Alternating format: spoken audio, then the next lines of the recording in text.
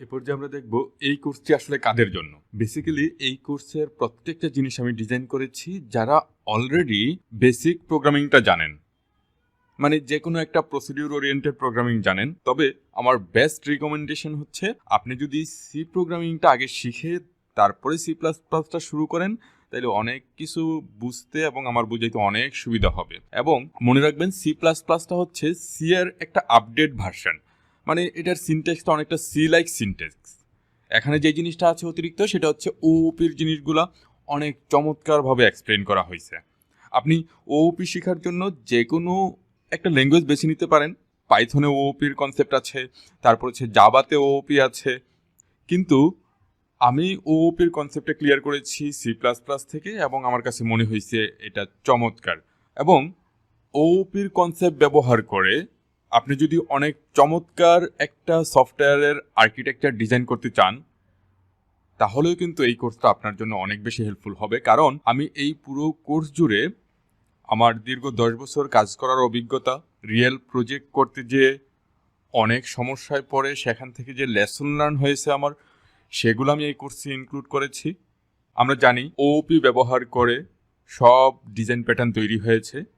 আমি অনেক লম্বা সময় ধরে ওওপি নিয়ে কাজ করেছি এবং বেশ কিছু জায়গায় আমার মিসকনসেপশন ছিল।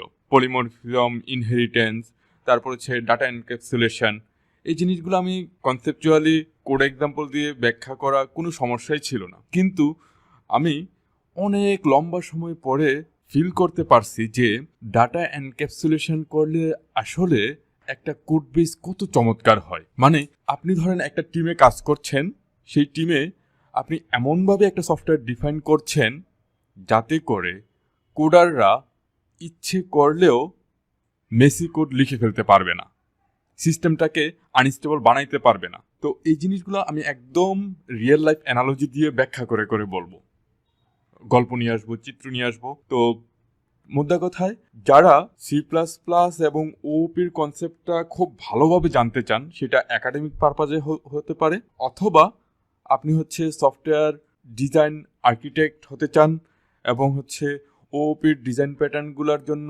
ইনিশিয়াল যেই নলেজগুলো দরকার, ওপির প্রত্যেকটা জিনিস কেন আমরা ব্যবহার করি সেটার যে ইনডিপথ একটা ইনসাইট দরকার, সেজন্য আমি মনে করছি এই কোর্সটা আপনাকে অনেক বেশি হেল্প করবে। তো যাই হোক, আপনি যদি অ্যাবসোলুটলি বিগিনার হয়ে থাকেন, তাহলে আমার বেস্ট রিকমেন্ড হচ্ছে আপনি আমার সি প্রোগ্রামিংয়ের কোর্সটা দেখে আসতে পারেন, অথবা অন্য কোনো বেসিক প্রোগ্রামিংটাও যদি আপনি প্রিফার করেন, যে আমি জাভা স্ক্রিপ্টে জাস্ট শিখে দেন আমি সি প্লাস প্লাস শিখতে চাই, সেটাতেও সমস্যা নেই। কিন্তু আমার বেস্ট রিকমেন্ডেশন হচ্ছে আপনি সিটা শিখে দেন সি প্লাস প্লাসটা শুরু করতে পারেন।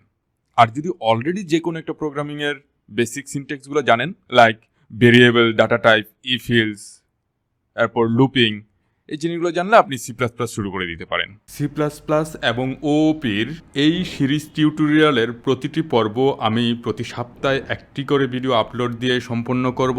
আমি আমার এই ইউটিউব চ্যানেলে নিয়মিত প্রোগ্রামিংয়ের বিভিন্ন বিষয়ের উপর ফ্রি ভিডিও দিয়ে আমার কমিউনিটিতে অবদান রাখার চেষ্টা করে আসছি। আপনি যদি আমার চ্যানেলে নতুন হয়ে থাকেন, তাহলে চ্যানেলটি সাবস্ক্রাইব করে আমাকে অনুপ্রাণিত করবেন, যেন আমি আমার সেরাটা দিয়ে এই চমৎকার কাজটি চালিয়ে নেওয়ার জন্য উৎসাহ পাই। সবাই ভালো থাকবেন। Happy learning.